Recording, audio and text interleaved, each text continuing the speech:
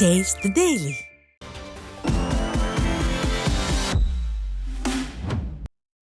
திருவாரூர் மாவட்டம் குடவாசல் பகுதியில் சம்பா சாகுபடி தொடங்கி உள்ள நிலையில் உரம் உள்ளிட்ட இடுபொருட்கள் தங்கு தடையின்றி கிடைக்க நடவடிக்கை எடுக்க வேண்டும் என விடிய அரசுக்கு விவசாயிகள் வலியுறுத்தியுள்ளனர். அதம்பார் உள்ளிட்ட பகுதிகளில் சம்பா சாகுபடி தொடங்கியதை அடுத்து டிராக்டர் வைத்து நிலங்களை உழுவதுடன் இயந்திரம் மூலம் நடவு பணிகளும் நடைபெற்று வருகிறது.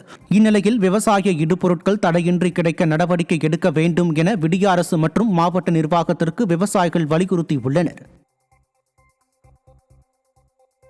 கடலூர் மாவட்டம் வண்டியாம்பள்ளம் ரெட்டியார்பட்டியைச் சேர்ந்த 100க்கும் மேற்பட்ட சுய உதவிக்குழு பெண்கள் ஆட்சியர் அலுவலகத்தை முற்றுகையிட்டு தர்ணாவில் ஈடுபட்டனர். அப்போது காலை உணவு திட்டத்தில் போலி ஆவணம் தயாரித்து முறைகேடு செய்தவர்கள் உடந்தையாக இருந்த வங்கி அதிகாரிகள் மீது நடவடிக்கை வேண்டும் என்றும் வலியுறுத்தினர். குழுவில் வெளிநபர் தலையீட்டை தடுக்க வேண்டும் என்றும் இவை தங்கள் உரிமைகளை பறிப்பதாகவும் உரிய நடவடிக்கை தேவை என்றும் விடிய அரசின் மாவட்ட நிர்வாகத்திற்கு வலியுறுத்தினர்.